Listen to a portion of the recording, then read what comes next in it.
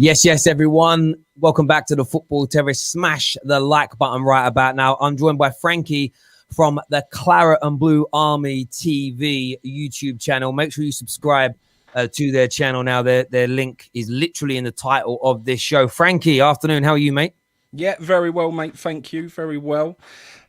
Flying high at the moment, mate, we are. So it's nice. It makes a difference. Bro, West Ham are having... I've read it's your best points-wise. It's your greatest Premier League season ever so far. Is that right? Yeah, that's right. And in terms of like the first start to a year, so a calendar year, so since January, it's the best start we've ever had in our club's history. So it's massive.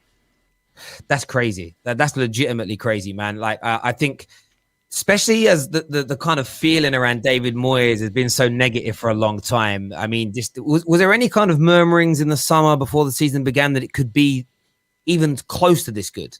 Nowhere near. Like I said, I went on our channel and I said the only one certainty that there is, if David Moyes is your manager for a full season, is that he gets you relegated. That was my opinion, and that is what I genuinely believed. Up until that point of the last lockdown and when he came in a second time around, he couldn't get a job in world football. Not any club in the world wanted him involved in their football team. He had to go out there and start doing coaching and starting doing all these little things that he was doing because he couldn't get a job. We've given him a job twice in that period of time. He's then come in the second time around and was one loss away from having the worst managerial record in our club's history. And now all of a sudden we've had the best start to a calendar year in our club's history. What a turnaround. It's unbelievable. Yeah, and do you know what's interesting? It's the improvement in players. Like Antonio, for me, has reached a level that I never expected him to in terms of outputs. Because for me, I'm a big outputs person. In whatever position you play in, ability for me only gets you to the door. How you're then judged and how you're assessed in your career is how you deliver. And he's become really potent. He's become dangerous. You've got your man whose name I always get wrong, who's meant to be suspended and he's back now, scoring all the goals. Thomas Souček. I mean, he's doing so well in terms of goal scoring for a player from that double pivot where you think, are you a little bit concerned about maybe losing him in the summer, a bigger boy coming in for him? Because he's just so good on the ball. He's deadly in front of the net. I mean, not quite Bruno Fernandez rates, but he seems to score as regularly.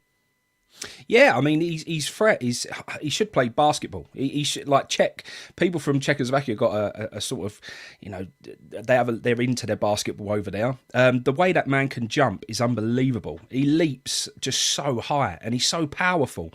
When he breaks into the box, he's just so dangerous.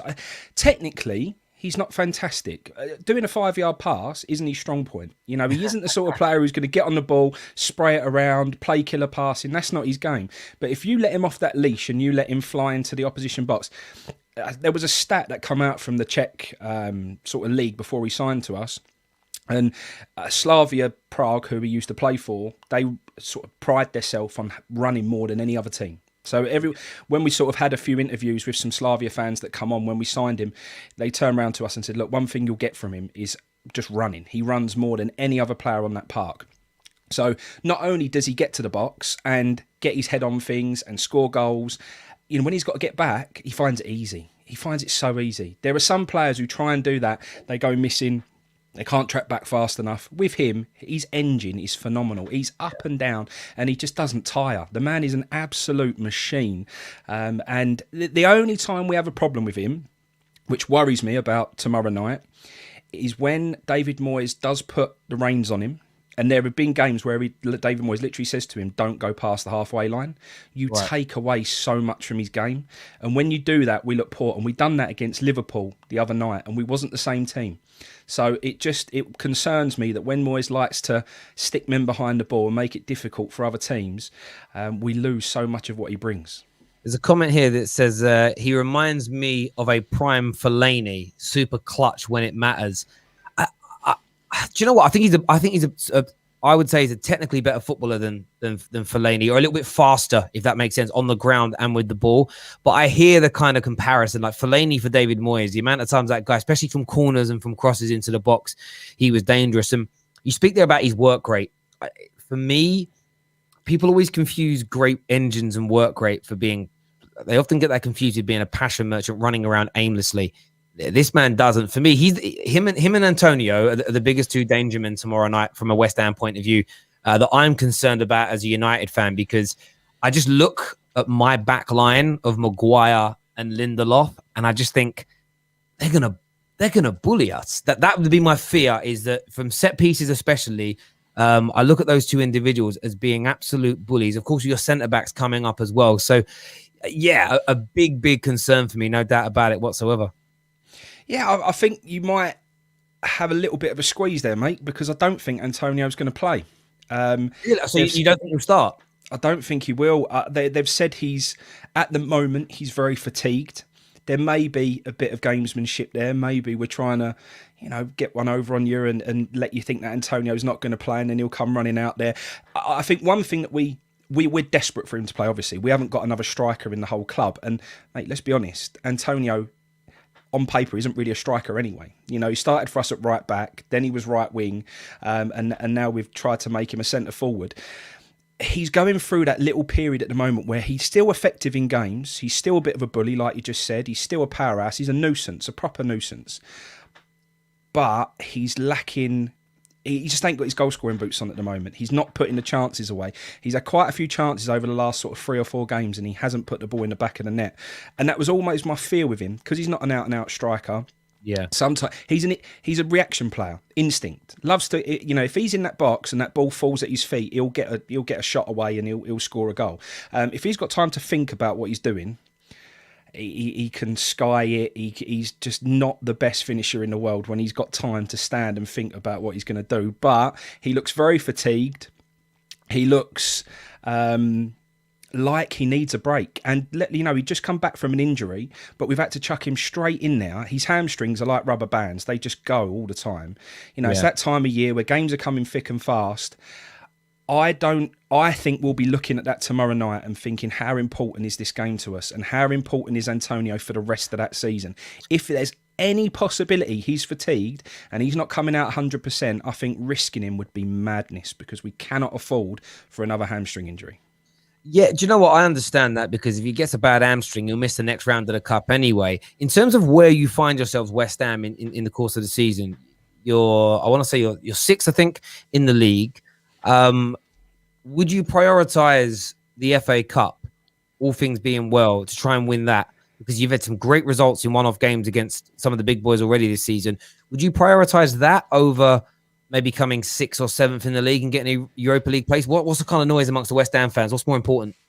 In any normal season, and in any normal time, I'd be saying, for a West Ham fan, all you ever want to see is us lift the trophy. We've not lifted a trophy in my lifetime. And you start to think that you'll never see it happen. I went to the cup final against Liverpool, amazing day out, and we come unstuck from that last-minute Gerrard goal. That broke my heart, and I've never been able to watch it since. Normally, from a West Ham fan, the one moment of glory is just what you support them for. That's all we ever want, is just to lift the trophy. That's it. And every time we qualify for Europa through the league, we always go out before we even get to the group stages. We've been out to Astragugu, Steaua Bucharest, all those sorts of teams. We never get that nice little bit of a European tour that we all would love to see. So any given time, I'd say FA Cup, major priority. Let's go for it. Let's have that one moment of glory that we're probably never going to see again, because West Ham just ain't that team. So, however, it would be typical West Ham luck that the one time you go to that cup final is the year that you can't actually go to that ground, and you cannot. And it would break your heart, mate, if that was the one chance I have from now until the end of my lifetime of watching West Ham and you can't go. Mate, it's not even about you can't go. You can't even get all together with your mates and go down the pub. You can't even do any of that. No, so because of that, I'm not sure. Plus, let's not forget, our owners have already complained once this year about £50,000 cost for travelling to matches in the cup. And they literally come out and moaned that, you're playing a cup game and it's costing the club 50 grand for travel, for all that sort of bits and pieces. That's what their ambition is, mate. They're not interested in the cup. They want the highest possible place finish in the Premier League, because that gets them their most amount of money, protects their investment. That's what they want. So I think, for me, as much as I'd love to win a trophy, just not this year. Yeah, I hear you on that. It's like that's where I always banter them a bit, but I always have sympathy with Liverpool fans. By the time they're going to be allowed to have a parade for winning the Premier League, they may not be Premier League champions anymore. Which, whether they deny it or not, it will dampen. You can't celebrating it a year later. It will never have that same sort of feeling. And yeah, imagine winning. Imagine yourself. I think Newcastle might be out, but imagine being a sort of club West Ham, Newcastle size, winning your first trophy in a generation or two, but not being able to be there. There is an element of definite, as you say, pain with that. Not even being able to mug, not even able to shout over your fence and like celebrate with a neighbour. In terms of, there's a few questions here. There's one here from one of our members who says, imagine if Lingard scores against United and moonwalks. Well, thankfully, he can't play. He can't because of the loan arrangement. He can't play, which is a saving grace, because with the way things have gone for us this season, he'd have definitely scored. How's Lingard settling in, do you think? 2 games Yeah, obviously that first game was unbelievable. I mean, I think it was Masuaku. So Masuaku was bantering him on Twitter because he hasn't actually changed his profile to being a West Ham player yet. He's still down as a Man United player. And I've just double checked then. He's still down as a Man United player. So I think that tells you a lot that he still sees himself as a Man United player. He's always expressed his interest to want to go back. I remember when I was on the other night, you said that you don't feel like he will. He definitely looks a class above the rest of the players in our team. You can tell he just has played at the top level. He's got that bit of class. West Ham of late, we've always been sideways and backwards when we go forward. We're so slow to go forward. Lingard was trying to make things happen. It was so refreshing to see that he would get in that final third and he'd try and play the killer pass. He'd have a long shot. He'd do this. And all the other players around him started to play better. Ben Rama, on Lingard's debut, had the best game he'd had for us in a West Ham shirt. And it was because he was feeding off Lingard. He loved linking up with him. Them two just clicked straight away, and it was so good to see. So I wasn't convinced when we brought him in. But the reason I wasn't is because we are so desperate for a striker. If Antonio doesn't play tomorrow night, I just don't know who else we're going to play up there. There's comments that Yarmolenko will start up front, Ben Rama could start up front, Bowen could start. They're not strikers, mate. If we're missing Antonio tomorrow night, it's going to be a very easy evening's work for you, I feel.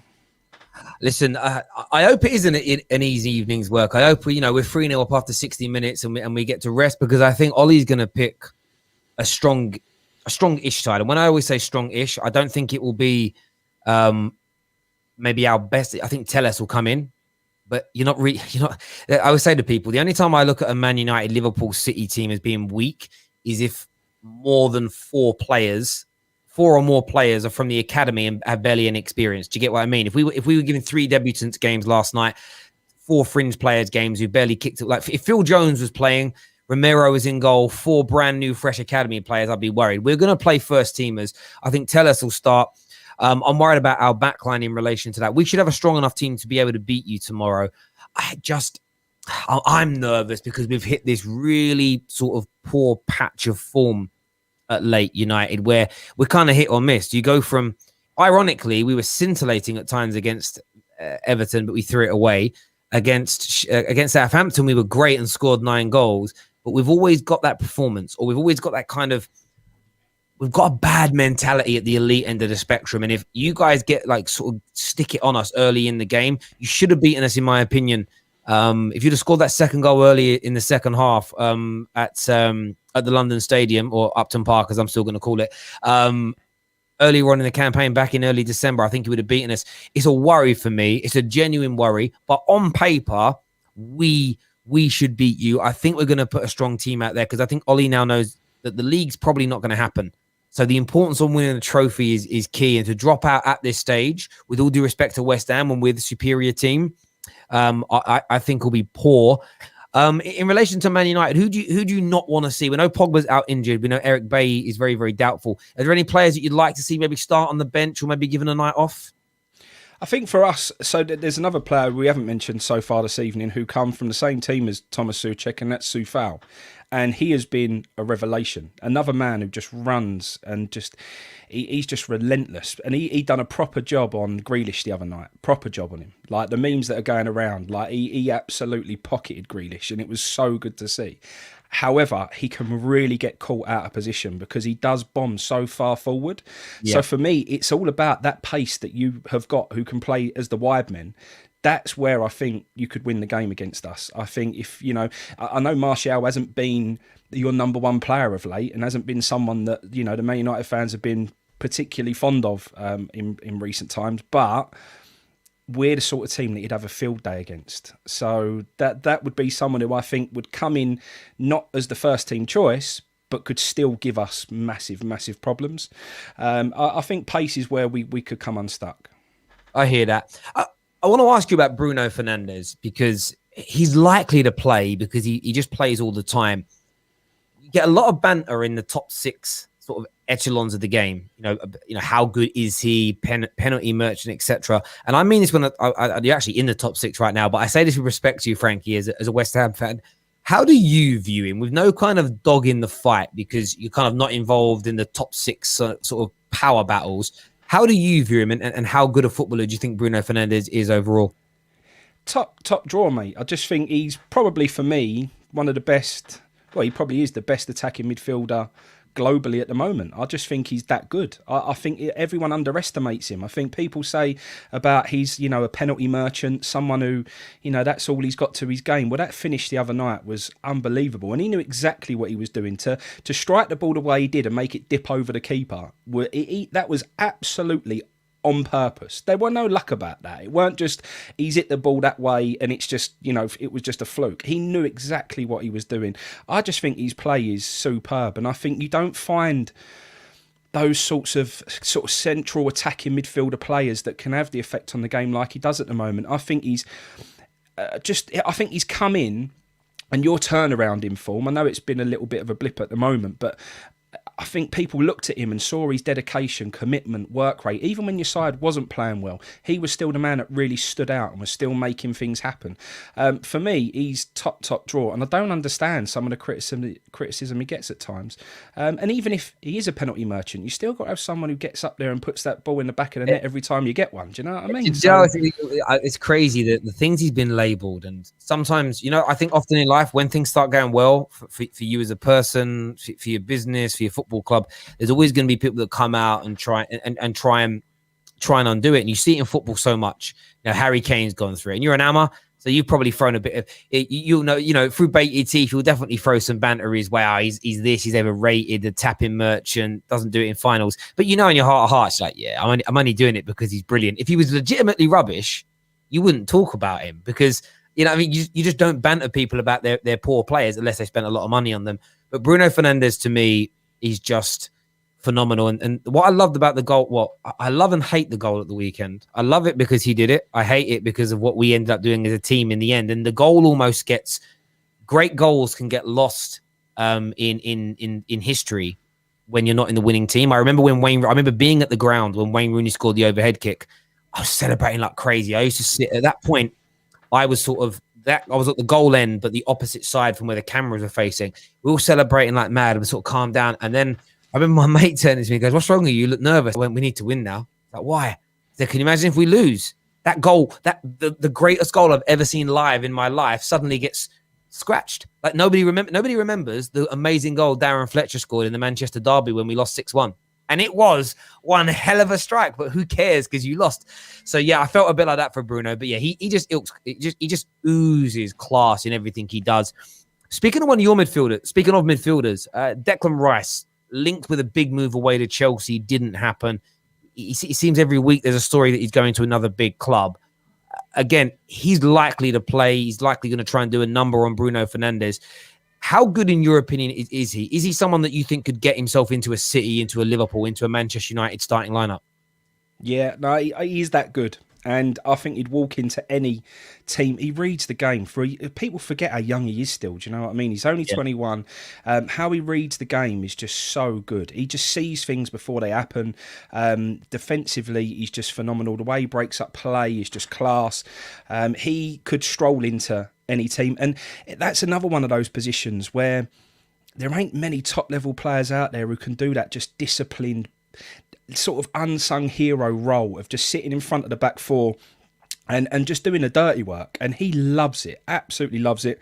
Not only that, he started his career as centre-half. He can play centre-half, comfortably anytime you want. So if you've ever got like Liverpool situation at the moment and they're struggling for a centre half, Henderson's obviously slotted in there at the moment. I'm not sure he's quite handling that role as well as Declan Rice would. I think Declan Rice, accomplished, comfortable, centre half, no problem.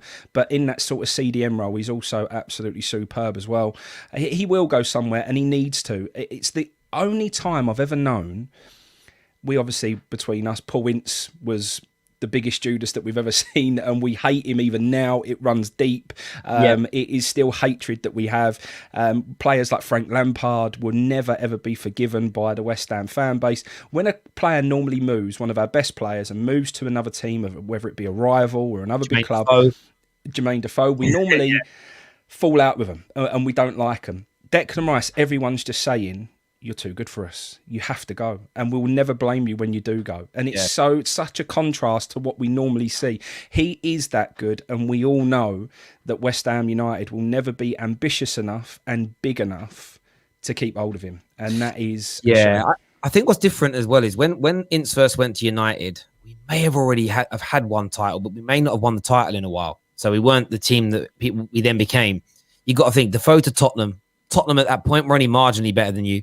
In my eyes, Chelsea, when Lampard moved, they weren't the Chelsea that the younger generation won't remember. That the Chelseas in that era weren't at this level. So I get there's always that contrast of sort of like you've left, but you've gone to a team that isn't really superior.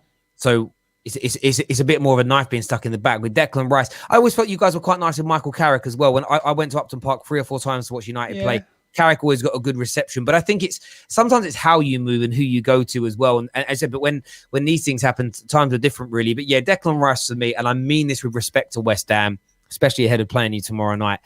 He is too good for that level. A bit like Jack Grealish at Villa, and I don't mean any disrespect.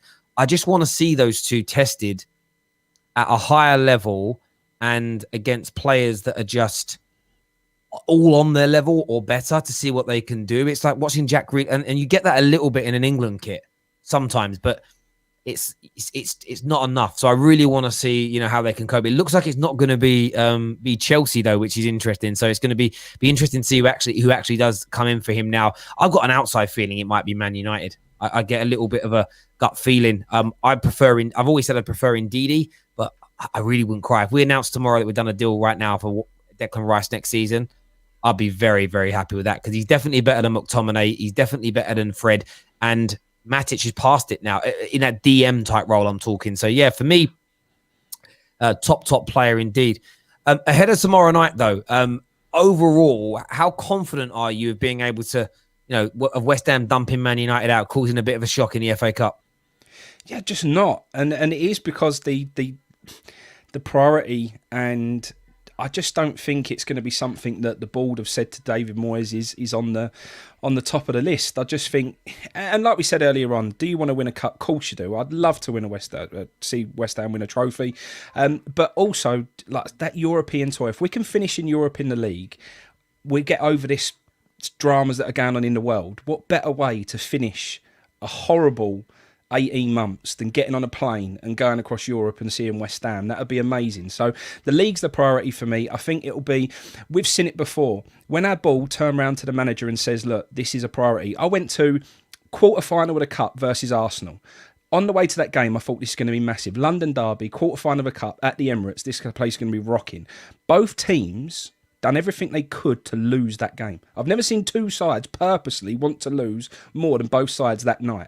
And it was because both sides just didn't want to be in the cup. They didn't. And I just think you'll see tomorrow night, West Ham, I've been to Old Trafford twice. I've seen us win twice. The Di Canio game with Barthez, where he was putting his hand up, and also Jermaine Defoe scored a header at the back post and we won 1-0. 100% record at Old Trafford. And sometimes I just get the feeling that it's going to be our day. I don't have that feeling about tomorrow, not even in the slightest. And now the news about Antonio, that he may not be, available, then that is the final nail in the coffin for me. So, mate, I'd love to think tomorrow night we can do a job on you. And I think if we was at 100% strength, we've seen that we can compete against you, like we did at the London Stadium this year.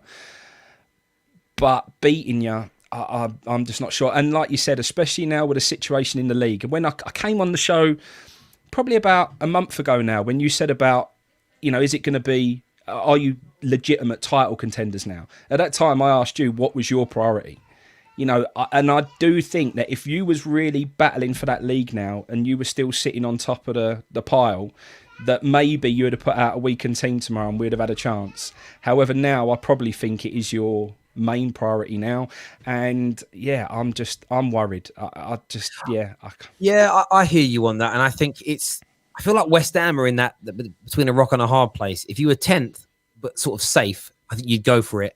But because, as you say, there is that outside chance of, a top 6 finish, and who knows what kind of runs you could go on or other people dipping. For us, I look at, it's interesting. You've always got to look at your up and coming fixtures for me. And when I look at Manchester United, I think to myself, okay, well, next for us, after we play you, it's West Brom, and then we play Solskjaer, then we play Newcastle. It's like a really, really busy time for us on the horizon. European football is back. So I still think we're going to rotate, but the strength of our squad in comparison to yours should see it through. But I kind of have this gut feeling now that as long as we don't suddenly have a big dip in form in the Premier League where we start to drop towards 5th and towards 6th, I think stronger teams in the FA Cup will start to begin with. We'll play our weakest teams will be played in the Europa League. We drop out of the FA Cup, then you'll see a bit more strength put into that, if that makes sense. But we need to, because I think the one way Ollie knows he keeps his job and keeps more of the fans on side is by winning a trophy. And there'll be a lot more confidence in this team if we can finish 2nd or 3rd this season, because Liverpool don't look like they're picking up form anytime soon. Finish 2nd or 3rd, a much increased points total on last year. But if we can add a trophy, you never know, maybe add 2 trophies to it. You can look at that and go, what a good season in comparison to the last 2 or 3 years. Put that together as a base camp to say, right, next year, let's go for that Premier League. And it's obviously a contrast in where the 2 clubs and where they find themselves at this moment in time. But that's why it makes it a really interesting game tomorrow. I'm a big fan of the FA Cup. I believe that winning trophies is important. If I owned either club, it would be, right, let's go and win a trophy, because the fans will remember that so much more in 2 years, 5 years, 10 years time. But at the same time, like the top 4, the prize of the top 4 isn't just the money, it's you get into the Champions League and then obviously wanting to try and win that at the same time. But yeah, I think we'll put a strong team out there. I'm confident we can beat you. But West Ham, my nan was a West Ham fan. I grew up in the East End of London, so I had a lot of friends that were Hammers. I probably really should have supported You should have been West Ham. Not my fault, mate. It's my dad's. It's honestly, my dad, I'm not going to give them, my dad was a United fan. My dad's a Spurs fan. And he had 5 boys. We all love football. And when we were like young and we were picking our teams, like, who can I support? Who should I support? And instead of saying you should support your local team, he just said pick whoever you want. So my big brother picked Liverpool. I picked Man United for lots of different reasons. And then you kind of get a bit older and everyone's like, you're a glory hunter. And I remember saying to my brother, I don't know what that means, bro. I have no idea what that means. And then my dad's like, yeah, it means you picked a team from outside of London that are really good. I'm like, well, I could have picked Birmingham. Like, it was random. Like, it wasn't like a normal thing, but I picked quite well in the end. I'm quite happy about it. If I'm being honest, I'm not going to lie. It is one of the biggest shames, though, mate, and we haven't spoken about it, but this FA Cup game shouldn't be being played on a Tuesday night. That's not the FA Cup.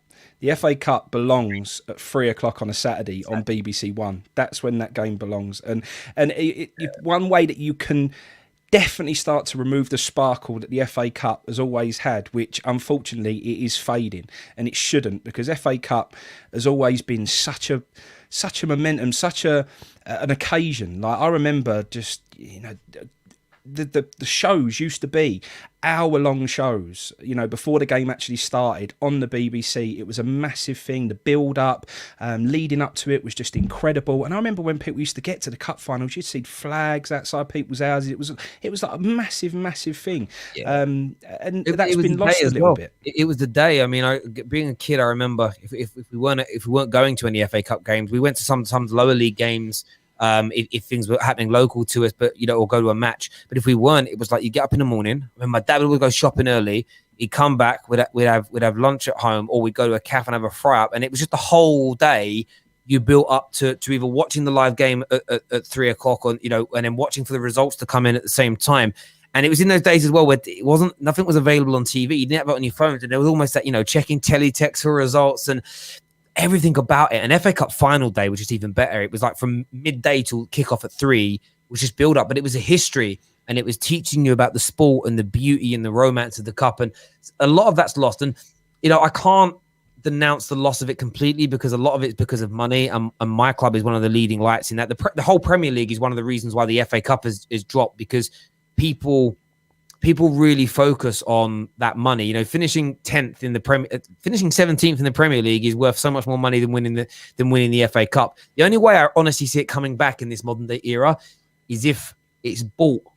Like if the rights to it is bought by some billionaire who can turn around and say, right, there's a 80 million, 100 million pound prize for winning it. That guy that did it with the cricket once, where it was England versus I don't know what country, and it was like the winning team got like a 20 million pound prize or something. I remember this random tournament this rich guy set up. It almost needs that. If there was a pot at the end of money that was like substantial and could change the face of a football club, then people would really go for it, because it'd be worthwhile. Imagine being like West Ham and you win it and you win 80 million quid additional money. What you could do with the 80 million pounds is just astronomical. So that's the only way I see it getting its sparkle back, because then the clubs will take it seriously. And I think sometimes, the Jurgen Klopps have done this and Poch did it, which really bothered me, where they were Klopp played a weakened team in a Merseyside derby in the FA Cup. And I just thought to myself, Fergie rotated. There's no doubt about it. Fergie rotated. Arsene Wenger rotated. Jose in his pomp would rotate. But if they had a big rival or were playing a big top 6, top 4 team, they never did. Even West Ham, I remember being at Upton Park. Might have been the second to last season before you closed. The Van Persie equalised the last minute. We didn't play a weak team. Like, you get what I mean? There are times where it's like, okay, we're not playing Colchester United today. We're playing West Ham. We're playing Tottenham. We're playing Arsenal. We've got to put a team out if they're available. And I think all of that has collectively kind of diminished it. We had a comment here from Neeks, from Neeks Books. Big up yourself, Neeks, who says, did Frankie talk about the 2006 final already? As an East End Man United fan, Neeks is the same. That hurt me. Watched it with my brother who supports Liverpool. Yeah, that was. But you know what? Where I was working in Chelmsford at Phones for You, and I remember it was on in the back room. And again, this is how that was only in 2006. The streets were empty, like nobody was shopping because the FA Cup final was on, and so we were able to watch the game. We were all watching it, and obviously you were killing it. And I remember just thinking, yes, they've lost, and then they came back like they did a year earlier in the Champions League. The pain, the Champions League final was the worst one though, because I was living in Manchester at the time. And and I remember I was in a pub, and at half time they were 3-0 down. The pub was celebrating, and basically someone just said, turn that crap off now, just get back to our evening. People were drinking, doing whatever they were doing, having a bubble, playing some pool. And then somebody just like started screaming. I thought there was an attack, like what's going on, right? I thought there was a proper Barney in a pub. And I'm saying, right, turn the TV on, turn it on. And I still didn't get it. I thought, oh my God, a bomb's got, something bad's happened. And it turned it on, it was 3-3. And I've never seen like 600 men in a pub, boom, silence. They're like they were awake. And there was just that moment of that. And then one guy went, oh, come on, Milan. And I just remember this one dude. I'll always remember like the sound of his voice, a proper like, yeah, kind of northern sort of Manc accent. He just said, no, it's done. I can't do his accent, but he just said, it's done. It's over. Liverpool will win now. He left and he was right. And yeah, 2 years running, Liverpool killed me. So yeah, I do hold you accountable for that, for the second one, mate, to be honest with you. I really, really do. Let everybody know, Frankie, about your channel, where they can find you and stuff, bruv. Yeah, so it was Claret and Blimey TV, myself and Baz Cox, who was running that channel, and it was a lot of fun. However, a little girl called Isla Caton has got a big battle at the moment with neuroblastoma, so it's a rare form of cancer. She's only 6 years old. She's been battling it for years. She did manage to get over it, but unfortunately it's come back, and there's 3 parts of it in her body again. So we completely changed the channel from Claret and Blimey TV to Isla's Army, so it's at Isla's Army now. We've set up a new channel on YouTube, so we built it up to about 2,500 subscribers, but we wanted to turn our back on that and just do something that just totally focuses on raising money for her. So yeah, there'll be a lot of content on there.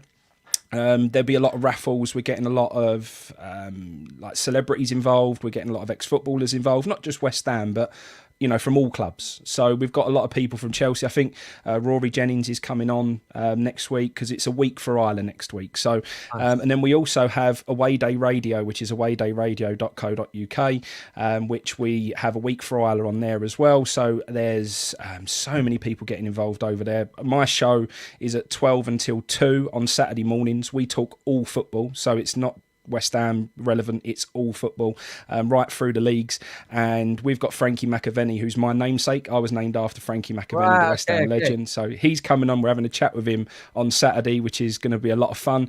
But there's just loads of raffles going on, loads of like I say, ex-footballers, celebrities getting involved. It's going to be good, and we just need to raise as much money as we can for Isla. Like I say, shave me hair off. I think I've raised £1,000 now for shaving my hair on the channel the other day, which was good. And we're all just getting involved and going on this journey with her and trying to, just take this fight all together. It's cancer has no colours, mate, and it's not just about West Ham fans. It's about us all pulling together and giving her the best chance of turning her life around and fighting this, No, I totally agree, mate. And as we said before, anything you need from us, we're more than happy to get involved, sharing links, appearing on shows, donations. Just send me links through times, etc. And yeah, more than happy to help, because as you say, it's it's something that at some point impacts everybody's life. Whether it, the worst case, in my opinion, is in children. It can't get worse than that. You'd always put yourself in front, yourself or somebody older. But we all have to get together as best we can and help try and fight this. So let us know what the Football Terrace can do, mate. Thank you very much. It was hard because we used to be outside every away game, every home game with buckets, and we was raising money. We can't do that now. So it's very difficult to raise awareness. We're not in front of people all the time. So, we've got to do things like this. And thank you for allowing us to spread and share the word on here. And by us all pulling together, mate, we will do well. And I'm sure that she's such a little fighter, mate. She battles so hard. She's amazing. She really is. And all the donations go to, one, getting the treatment, but also it's about the little things for her as well. So when she wakes up after having treatments, we want to have a toy ready for her so she can enjoy something when she wakes up and stuff like that. So it is about the treatment, but it is also about making her right now life as the best as possible. And people have embraced it and taken her to heart, mate. And it's so lovely to see. So thank you very much, mate. I really appreciate it. Yeah, mate. Listen, not a problem whatsoever. We'll talk behind the scenes, get that set up, and get involved 110%. Not a problem at all. Score predictions, bro. Well, what's the score going to be tomorrow night? What are you going with? I've obviously got to be positive because my feelings. I'm not sure how it's going to pan out for us, but I think if we're going to do a job, the only way that we're going to do it is doing a typical David Moyes, sit behind the ball and nick a goal on the break. And that being said, it's got to be 1-0 West Ham. I'm going to go over 2-1 United. I'm going to be positive, although I don't really feel like it after what happened the other night. It's horrible. It's horrible. But yeah, I'm going to go with 2-1 United, get ourselves through to that next round, put a bit of a feel-good factor back in at Old Trafford. We've got a massive month coming up. So, we'll see what happens. Listen, everybody that's tuned in, a massive thank you to each and every single one of you. Check out Manscaped, our title sponsors. Get 20% off all your grooming products there. We'll put all the links below for raising money for Isla as well. Make sure you're smashing the like button, sharing the stream with as many people, and sharing Frankie's link to raise that money as well with as many people as you can. We'll also put it in the Discord chat later on today as well. Until next time, everybody, take care of yourselves. Goodbye.